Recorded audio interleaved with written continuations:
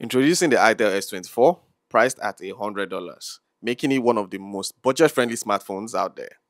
But does the affordability come with any compromise? Let's dive in and find out.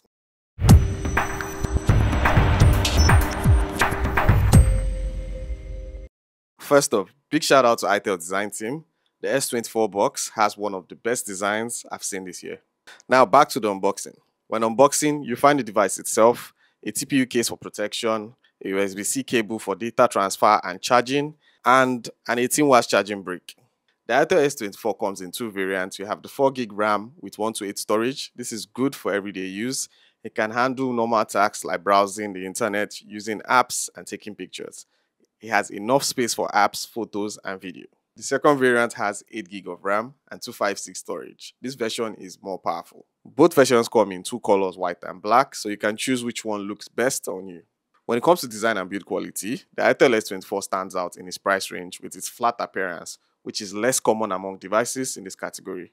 However, it does have plastic back and sides, which means it's light but more prone to scratches. On the right side, you find the volume button and the power button. The power button doubles as a fingerprint scanner.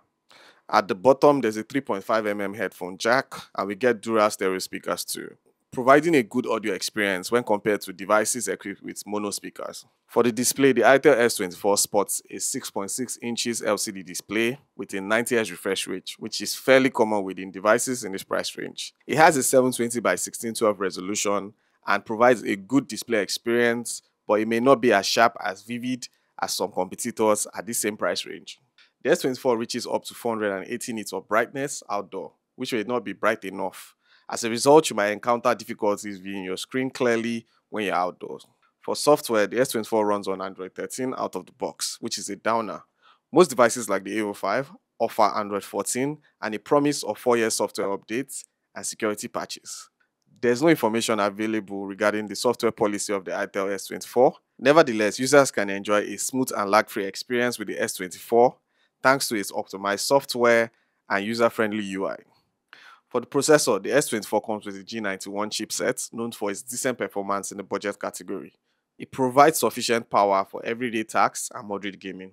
In terms of gaming experience, the S24 can handle popular titles like Call of Duty, especially when graphic settings are set to medium and high frame rates. This allows for a smooth gameplay experience without sacrificing too much in terms of video quality. For benchmark scores, it has a score of 254K on Antutu. This score reflects its respectable performance and capability within the price range. Overall, this device offers a decent performance with no notable lag from day-to-day use. However, some users might find it a little bit slow. For the battery, the S24 is powered by a 5000 mAh battery, ensuring ample juice to keep you going through the day. Under heavy usage, you can get about 13 hours of battery life, even when you're doing demanding tasks like gaming or streaming. On light usage, the battery can easily last a whole day without the need to frequently charge.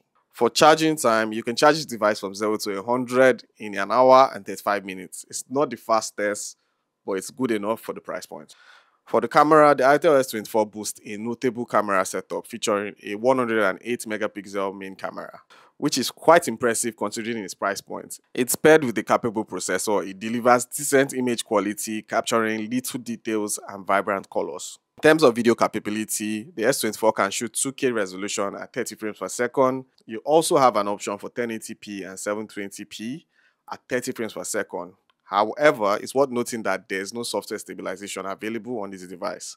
But for the price point, you shouldn't be expecting that. For night mode, the camera performs really well, though there might be some noise in low lighting conditions. For the front camera, it comes with an 8 megapixel front-facing camera, which allows you to take good photos and videos. So as usual, pros and cons if I give my conclusion. Pro number one, affordable price point.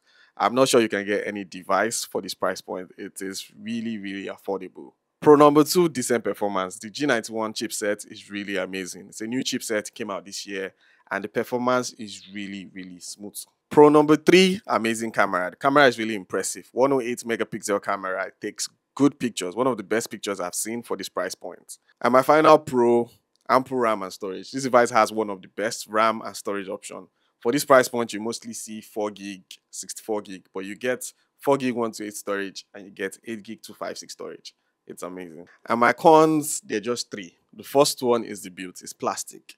This phone wasn't built to last. It will scratch easily, and over time, if you don't use a case, like if you don't use a good case, you won't like this device. The second one is the display. 720p. It's not bad for this price point, but it's not clear enough. It looks really, really, really cheap.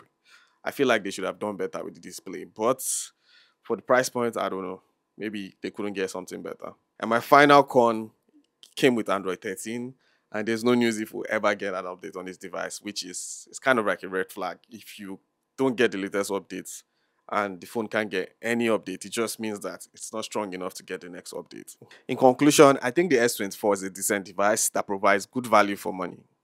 However, there are some significant drawbacks that may affect user experience. The lack of software updates and average display are big consideration. While I think the S24 has its strengths, particularly in performance and camera capability, I just think the drawbacks outweigh the benefits of this device. Is the device good? I'll say yes. It's good for people on a tight budget, but will I recommend it? I would say no. So, as usual, like, share, comment, and don't forget to subscribe. And I'll see you guys in the next one.